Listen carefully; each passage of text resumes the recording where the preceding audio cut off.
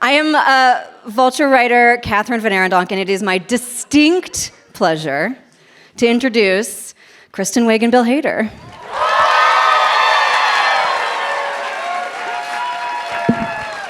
Hello. Oh. Hello. Oh. Hi. It is Thank you. such a joy to have you both here. I am so excited to talk about Skeleton Twins. It is, as you know, the 10th anniversary of this really wonderful movie. But before we get there, I wanted to start just by asking you both, like, how you first met, what your first memories of each other were. I called you Yeah, that's right. because that's it. No, you had gotten the show, Yeah. and we had the same manager at the time, and I was about to audition, and I called you, right? Yeah, actually the first Maybe time we I should met you, I think the first time I don't think we actually didn't meet, but we had the same manager at the time, Naomi Odenkirk, and I was at her house, and we were about to go to see some groundling show, and she goes, "I'm waiting for the babysitter." Babysitter showed up. That was me. And so I was like, hi, and then we just kept moving. Yeah. And then she came in, I think our 5th show, so I started SNL and like the 5th show in, Kristen came in and... I thought, it's the babysitter. I was like, the babysitter got it. Oh man, that was rough. But then I remember I was writing a Vincent Price sketch and I was like, hey, do you know of can you do any old school impressions? And she said, I can do Judy Garland. And I go, oh, what can you say as Judy Garland? And she went, you ever get the feeling that your hands are made out of sand? And I went to Seth Meyers' office. I was like, that new girl is amazing. And he was like, you're a new guy. What do you mean new girl? I'm like, I got 5 shows on her. I'm a vet. Well, I was like... That's so funny, I don't remember. Oh my God, you said that and I was like, okay, so she's the funniest human on the planet. So that was his first impression of you. What was your first impression of him? Well, because I auditioned for the show, and then I never heard anything, and then the season started. So I figured I didn't get the job, and I knew Bill again from Naomi, and it's such a funny thing with SNL when the new people come out, and I was just kind of like blown away by Bill already, but I had seen some other stuff that he had done before that, and What had you seen? I can't remember now. You really put me on the spot. We don't have to. We don't have to go into that. We don't have to go into I needed that the stuff. money. Don't remember. Yeah, and we talked on the phone, and he was so sweet and had great advice for me about, when I auditioned. So I did feel like I had, like a person there when I was there. And yeah, I mean, you just watch those early shows, and it's like, I think because we both did sketch comedy so much, I don't know, there was just a comfortability with him, and yeah, he's one of the best there is. She's one of the best. Hands down. Well, it's nice what you did. You could be in scenes together and not, yeah. The thing I always say about Kristen at SNL, I was there, so for the 7 seasons that we worked together, I can honestly say every table read, 22 shows a season, so she did something different. Like every table read, she would do something, and I was like, wait, you can do that too? It didn't always work. No, she used to do an Italian guy that was like the funniest thing. Was like, and I still do that voice. Never saw the light of day. Oh, anytime I find something I like, I go, oh yeah. As this character that she did, she would go, oh yeah. And I would never like any cry. shot of it getting on. I was never told, please bring that back. No, I just kept it was bringing my it back. favorite thing. Yeah, and then Thomas, that woman too. Thomas. Yeah, I still do that. All right. Oh God. Oh, 40 minutes left. This is so nerve-wracking. I don't know if you guys can see it, but it's red letters. It's a red countdown. Like, I think it's going to be fine. I think we're going to be okay. I'll take your word for it. So it is hard to come in like several weeks into a season, but he had given you advice. Do you remember what the advice was? Well, it was a lot about the audition, because you hear stories and it's like you get up there and you have 5 minutes and you may not hear anyone laugh and the lights are on. They don't want you to go over 5 minutes. But also he said it in a very encouraging way. I mean, it's really rough. It's scary because I don't do stand-up, so I don't have a lot of experience. Also, doing stand-up is, I would imagine, is very different than just like doing a character like out to no one that you can see by yourself. But I think just knowing that he had been through it, again, same manager. We're gonna keep talking about her. I don't know. It was very comforting, and and then when I got there, talked to him about how it is to be there, and because they don't really. There's no guidebook. There's no anything. Yeah, they don't tell you anything. They don't tell you where to be. No. You just kind of have to follow everyone around and kind of and there's this whole elevator system there that makes zero sense. That you have to go to one floor and transfer these other elevators and go down to another floor. Definitely got lost in them. No one told us that. I didn't know where food was. Sure. No one would tell us. Go to Lauren Michaels, where's the food? He'd go, right. I go, hey, I'm thirsty. Can I get something to drink? And he go, no, I know.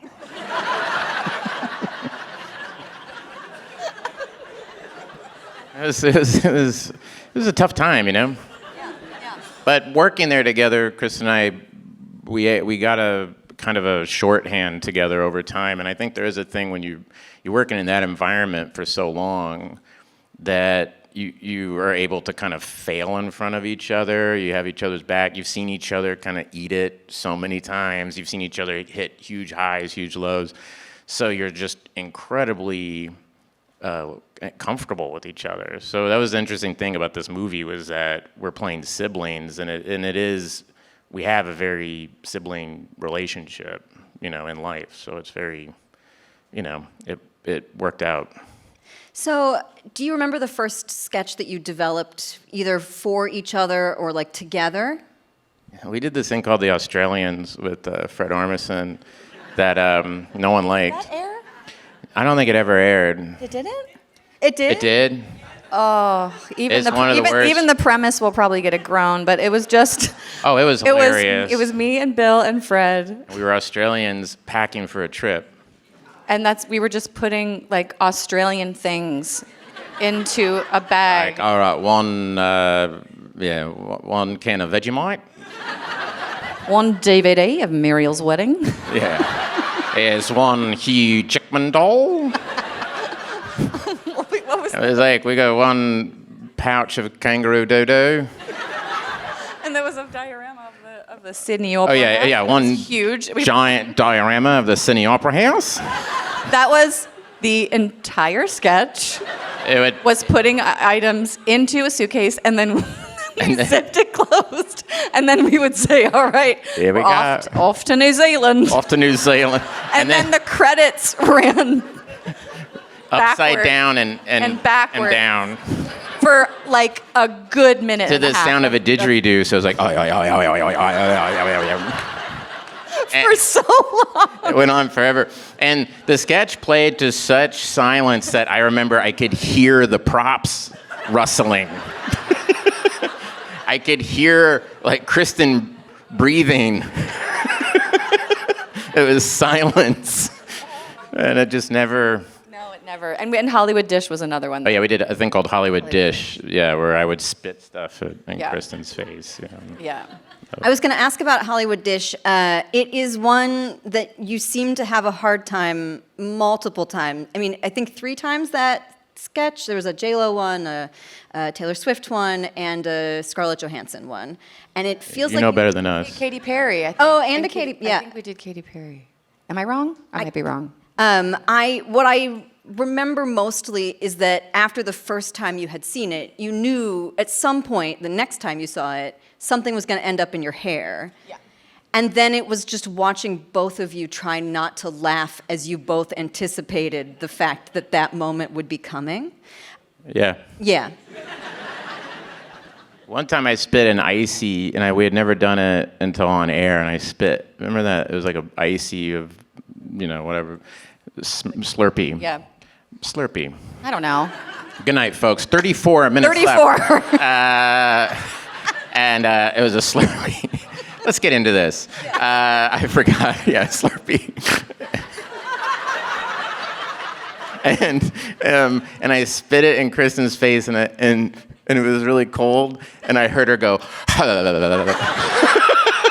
and I started laughing. If you go view it, she has to wipe her head, and she already has like a bowl on her head, and she has to like lift it up, but under her breath, she's going. And then there was one time I used to do this character, Herb Welch, who would hit people with a microphone. One of my favorites of all time. And one time I had to hit Kristen in the crotch with a microphone, and I hit her in the crotch, and she went, and I broke then too. You have very good hearing, I think. Yeah, she went, yeah, I can't see shit, but.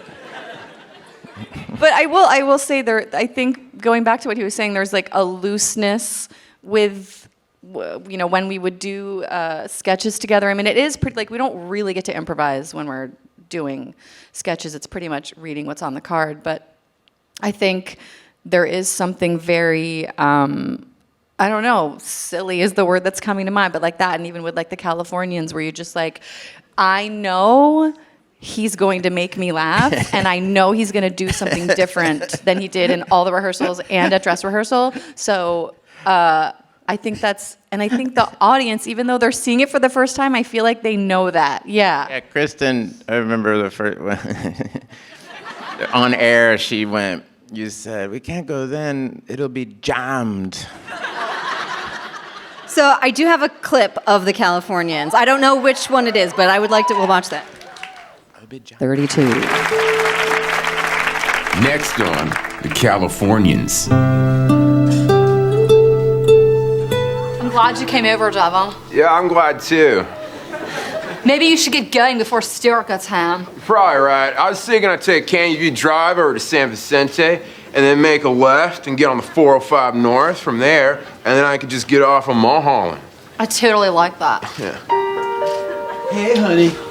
I brought us some tangerines. This guy was selling them on the off-ramp every by the two. Devin? What are you doing here? And we didn't know he was going to do every that. time. We did not know he was going to do that. I skipped Wilshire and took Beverly over to Santa Monica and then took We had no idea he was going to talk like this. Oh, hey, Stuart. Yeah, I just came over to fix the outside speakers on your patio. I think it sounds pretty sweet. How was work? Yeah, I think you should get home now, Devin. There's nothing going on, Stuart. I said go home. Get back on San Vicente, take it to the 10, then switch to the 405 North, and let it take you out to Milan, where you belong.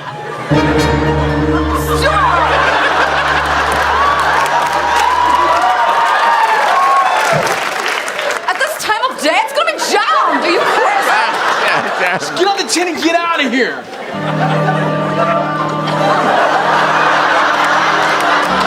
What a pro Kristen is.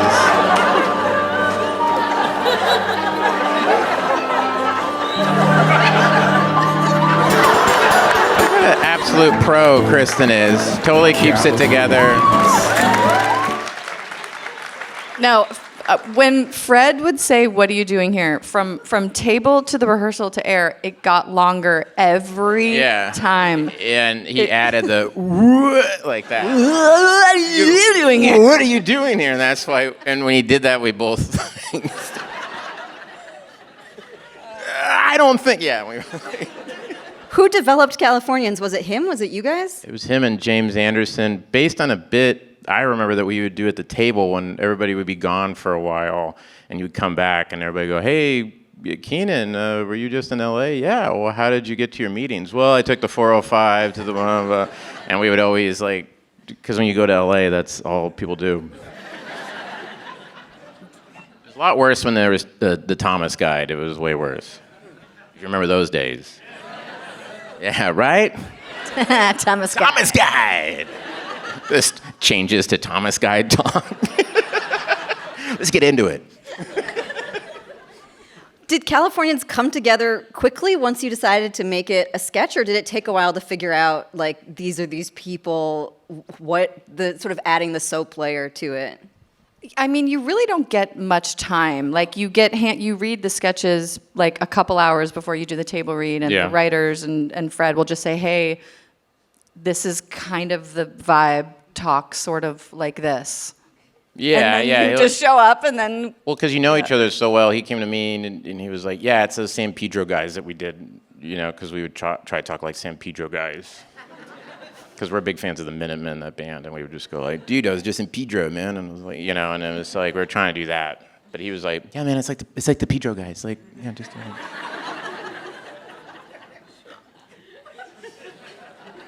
So, okay, so you are working together on SNL. I'm curious, are there qualities of Fred, are there qualities of Bill that you liked? Wow. Yeah. You were... I'd love to talk about Fred. The impression was so in front of me that I... Are there qualities of Bill that you like to write to? Are there things that you know that he can do that you're like... He can do anything. Look, there's people that when you are writing a sketch, you know, like, this person will just kill it. Or, I'm not sure if I'm writing a funny line, give it to Bill, I'll make it funny. I mean, yeah, it's just like, you can just always count on that. And I think also, we had such a sweet spot. Like the cast that we very had, lucky. Yeah, we were really so lucky. And I mean, we feel that way because we were there, but everyone probably feels that way. You were lucky to be with us. But it was like, it was very, you could just sort of kick the ball to anyone, and you knew everyone's little... Yeah, when we look at the people we were with, everybody's like gone on to have like their own show, and everything's been so good, and we're just, I mean, so lucky, you know, so. And you do have a special bond with the people that you go in with, because you feel like you're starting this crazy school, and you're freshmen, and you're like, what's going on? And it was me and Bill and Andy and Jason, and we just all, I don't know. There's something that bond will always be there. Just look at that. I mean, that's crazy. Like, it was the four of us. Yeah, there's pictures of us, like the new kids, and it's me and Andy and Kristen and Jason. And I'm like, how fucking lucky I came in with those three, you know? No. So... 26 minutes. They're probably appreciating One mention. All right. So... It comes, as you are sort of moving through SNL, both of you do comedy movies, big, funny, more comedic movies than actually get made now, I find. But both of you are then exiting SNL, and how does Skeleton Twins come to, it comes to you first, right? Yeah, so I was still on SNL, and when we shot Skeleton Twins, I was still on SNL. I did one more season than Kristen, and it came to me, and I kind of, what happened was I did this table read for a drama, and I showed up, and it was Kate Winslet, Bradley Cooper, and Greta Gerwig, and Paul Dano, and then me, and they're kind of going like, what the fuck are you doing here? And I was like, I know. And we did this table read, for the casting director and Avi, and she's amazing. And then she was like, "Wow, you're really good." And then months later, she said, "Hey, I have this script. I'm doing this movie, and I'm casting this movie, and it's a drama with some comedy. Would you read it?" And I just read it, and immediately was like, "Yeah, please. How do I sign me up?" And then from that point, it was a year or two until. A year maybe or so, I can't remember, until Kristen was able to, we got Kristen. But you were... No, I just said 25 minutes. Wow, we're not going to go over, guys. We have a lot to cover. I'm here for, I need an alibi for something going on in Malibu tonight. So.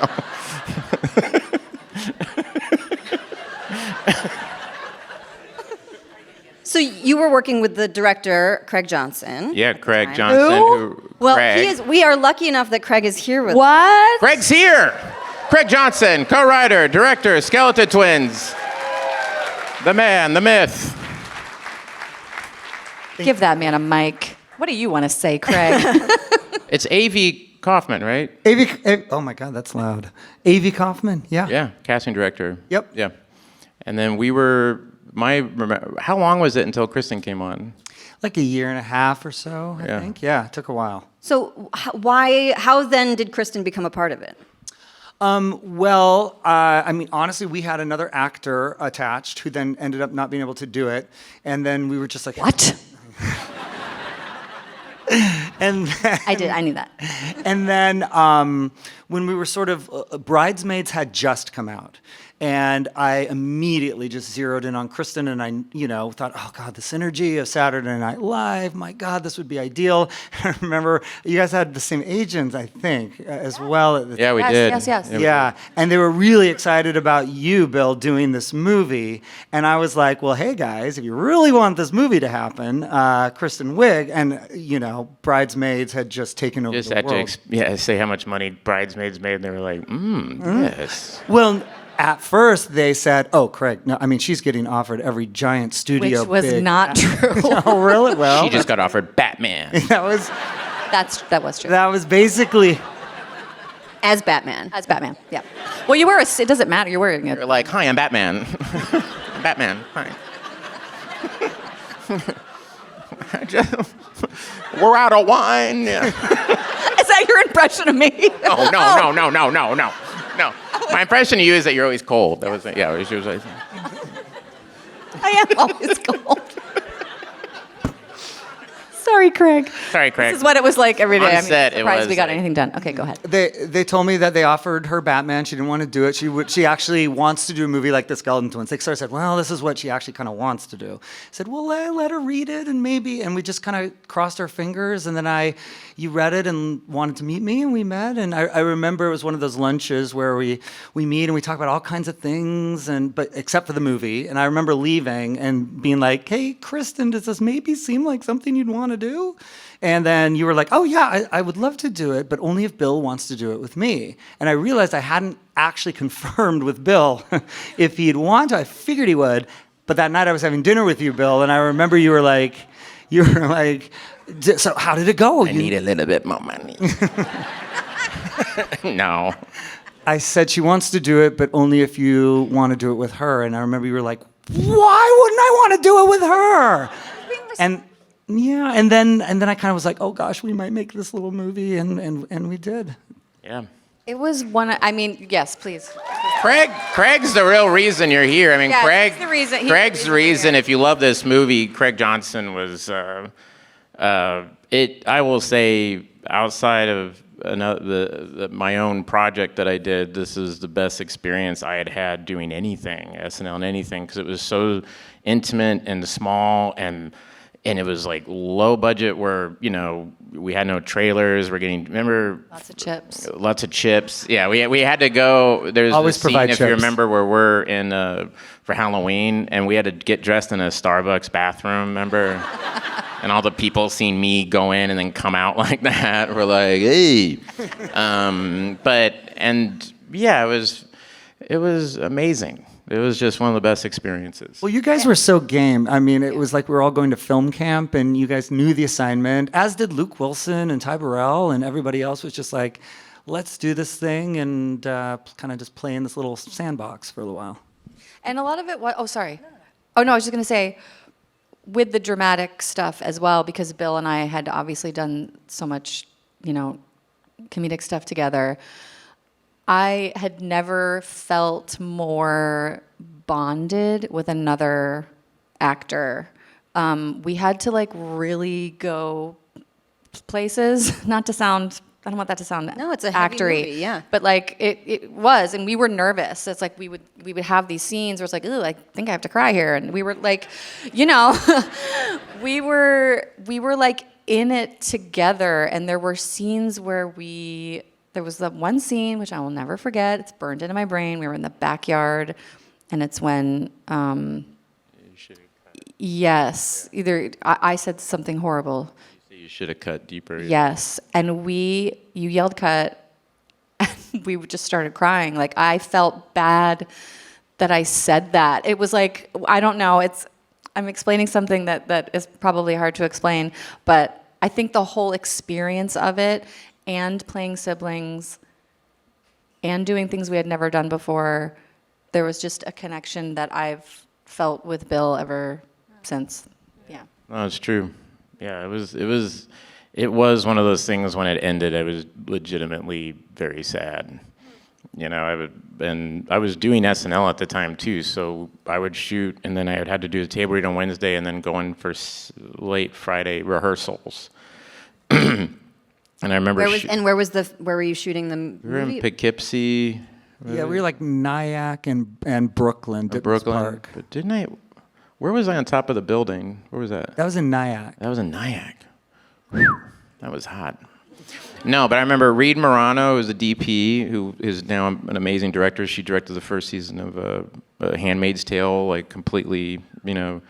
I remember she was like, had a rope tied around her, and then I had to go up on this building and be drunk, and it was that, I don't know, it was just very fun. There was no, it was very small and very intimate.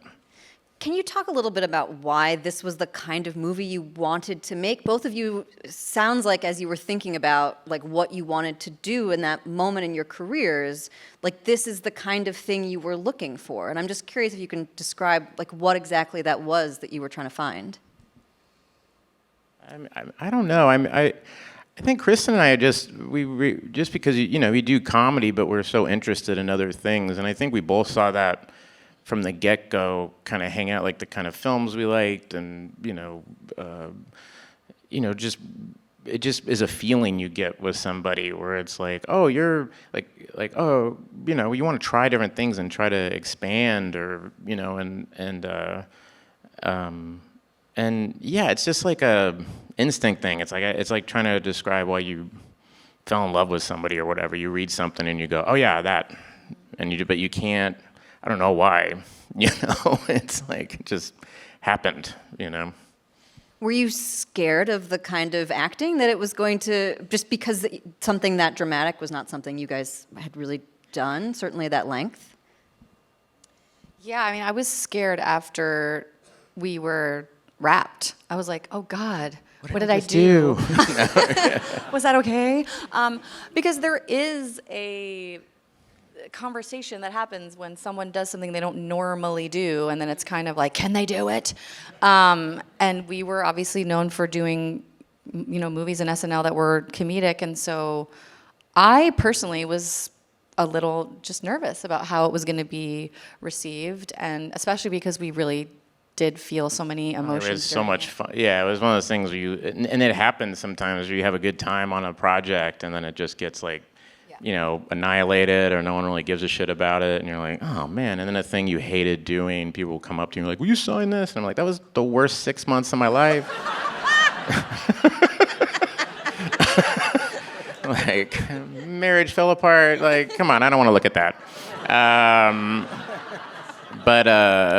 But you know, but no, the thing, I was fine. I was like, man, this is awesome. I'm so excited I got to do that. This is great. This is awesome. Awesome. And then it was the morning of the Sundance screening. I had a total, complete panic attack. Couldn't leave couldn't leave the hotel room. Was like, oh my God, you know. And my wife at the time, Maggie Carey, she went, and I went across the street, and I sat at a Starbucks or a diner, some restaurant in Park City, and just sat there. And then just looked at my phone and just sat there. And I remember she wrote me, they're loving it. And then she went, oh my God, the lip sync sing just got a massive applause break. And I was like, okay. And then she was like, you should really come back. And so I came back and I just kind of peeked in the front, and yeah, it was amazing. What time? How much do we have time? They cut us off. That's how they cut you off at the Vulture. I want to You are done. Yeah, that's it. Here is the two broke girls panel. The back.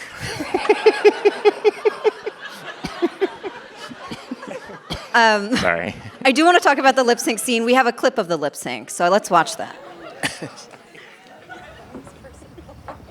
What are you doing? Milo.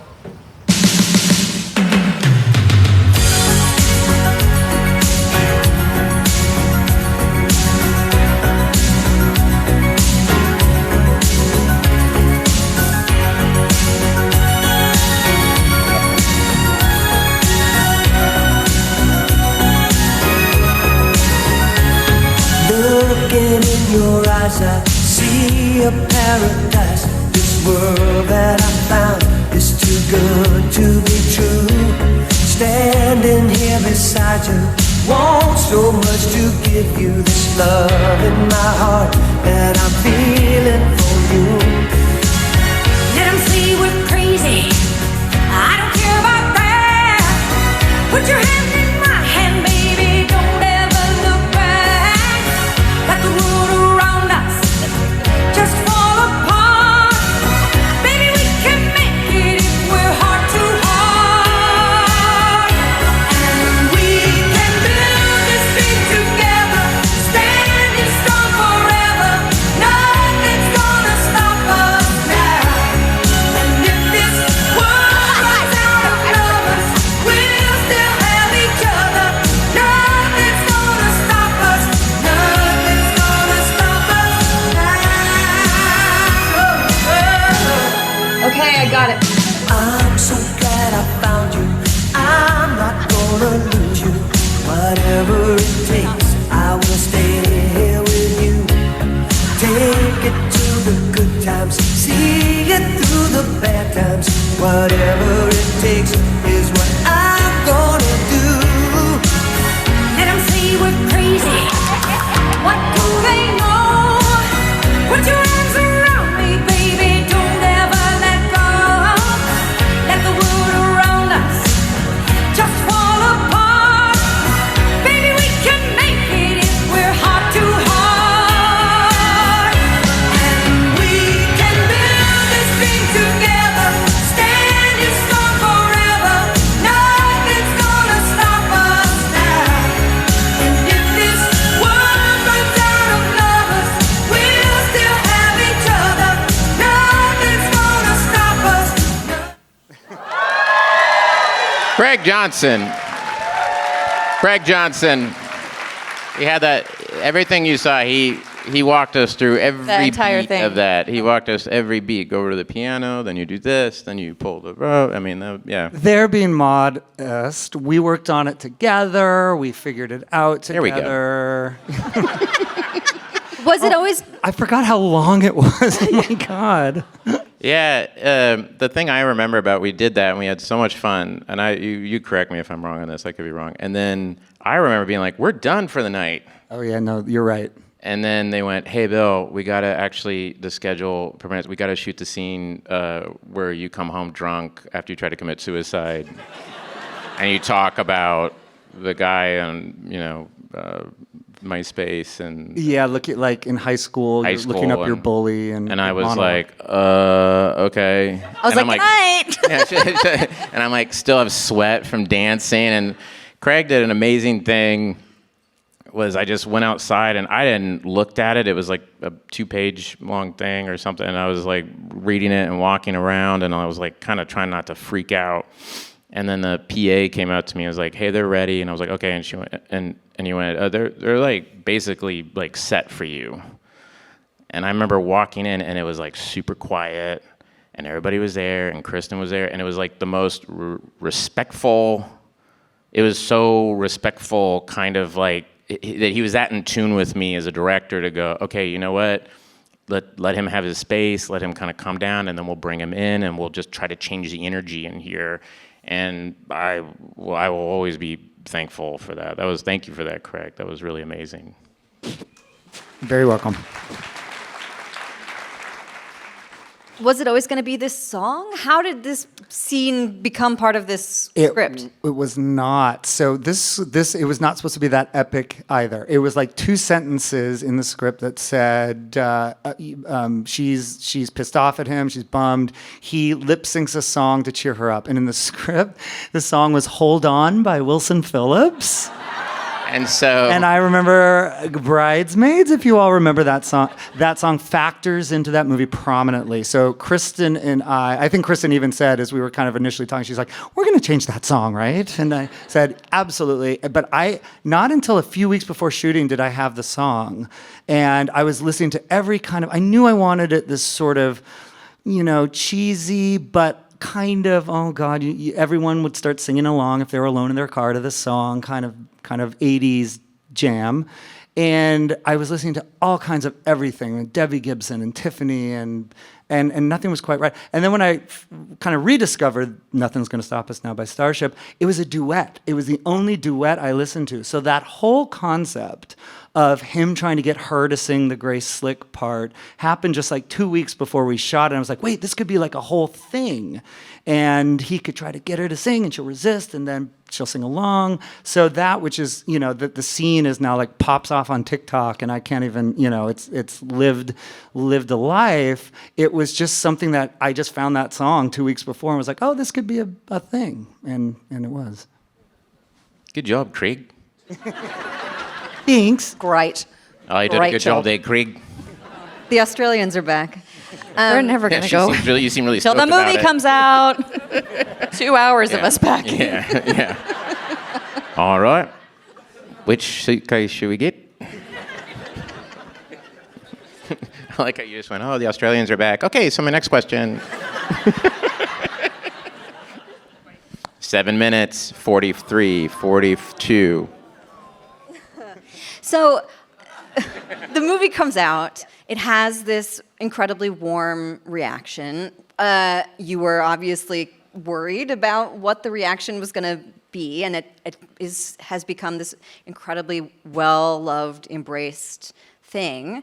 How did it change, or did it change sort of what you wanted to be doing in your careers afterwards? What choices you wanted to make afterward?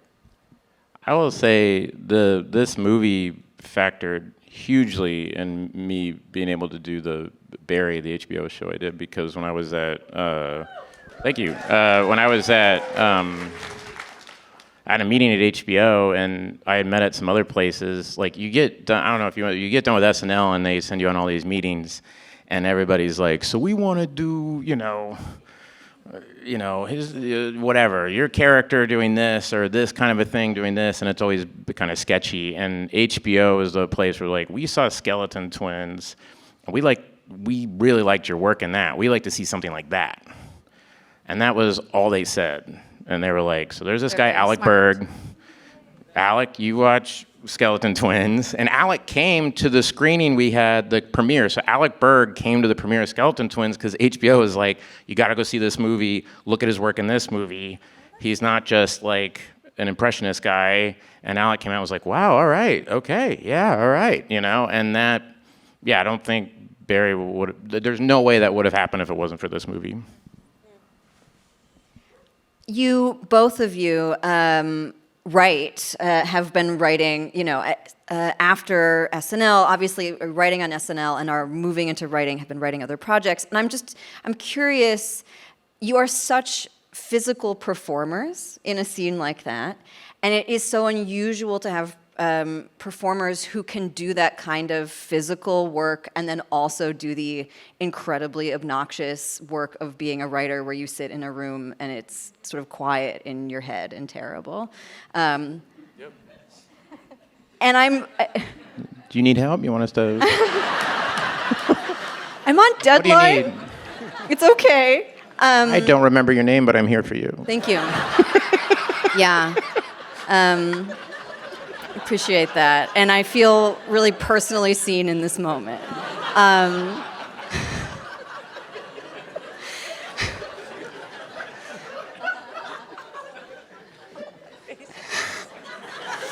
How do you translate between those two things? Are they completely different muscles? As you're writing, are you thinking like, oh, because you write for yourselves also, are you thinking about the physical act of it? Kristen at SNL, I couldn't write. I was not a very That good is not sketch writer. true. No, sketch writing, I always need like Mulaney or Simon Rich or something like to go off of. Kristen would go into a room and come out, and I remember asking you, I was like, how do you write the thing like Target Lady? How do you do Penelope and all these things? You know, like all these classic characters. Like when I was at the show, if you went down into the SNL store, the NBC store, they had an SNL section, and every piece of merchandise was one of her characters. It was. I was just like, so she like created these things, and Kent Sublette and James Anderson, there was these great people he worked with. But I was like asking you, I was like, how do you, and you're like, I don't know, it's just in my head, and Now, Bill, I have seen a Stefan Christmas ornament. Oh, that's true. So that was one character. Yeah, but you know what I mean? It was like, but yeah, you said that, and then I tried to do that, and it But just didn't come out. you wrote a lot on the show. And I then kind of, Barry, I had to be, you're a well, that was a very different prolific kind of writer. writing in It is, Barry. I yes. was like suicidal, Yeah. know. Yeah. Yes. It wasn't a lot of But yucks. still. Yeah, that's true. 3 minutes, 29 seconds. You write a lot more Now. now. Yes. Yeah, I do have I write pretty much every day now. And do you think That's about, good. I'm still curious, just the translation between the act of writing and then like sort of the physical performance. Do they live as the sort of same thing for you, or are they totally separate? I don't know. To me, when you're writing, like the Barry or something like that, it was always like trying to get the show right and like the story right. And then I think because of SNL and maybe just our improv sketch background, I was like, I'll find my way in that. It's like the emotion's right. You know what I mean? But maybe, like, it's kind of like what Craig said with that scene. You just go, okay, the emotion of this scene is like he cheers her up. Yeah. You don't think about the little. You don't think about the other stuff, and then that's kind of what's fun. You get into rehearsal, or something happens, or you hear a song, and then you go, oh my God, that elevates this. But the hard part of writing is just the day-to-day grind of like, this makes no sense. This makes no sense. I have to try to make this thing make sense. What are your worst habits as writers? Not doing it. I've watched every episode of the show Snapped because That's what you're watching. yeah, You're right. I love women killing men. I just find it, and it's so regional. Yeah. It's so regional. And you're a like- Bravo person, I understand. I am a Bravo person, and I'm not ashamed. I'm not ashamed. I think that's awesome. This is Vulture, And I excuse watch you. a lot of We are not documentaries, ashamed. and Well- 2 kids, so I don't really watch that much anymore. Yeah, but yeah, not doing it. And then, but I tend to you have to force yourself to do it. It's like I write it on a note. I have like a Post-it note, and I put it on my computer, and it's like right from this time to this time. And then there'll be weeks where I just sit there. And second guessing yourself, because I'll have something in my head where I'm like, oh, I got to write that down, and then I start writing it. I'm like, this is terrible. And Yeah, you always got to think keep that. going, Yeah. because there were things that I've written that I've done, and I always thought it was terrible. Not terrible, but you can't see it, or you feel like, oh, maybe this isn't enough, or I don't know if my voice is right. You're one of the funniest writers of all. I mean, Barb and Star, come on. That's like one of the funniest. That is like one of the funniest things. That got me through the pandemic.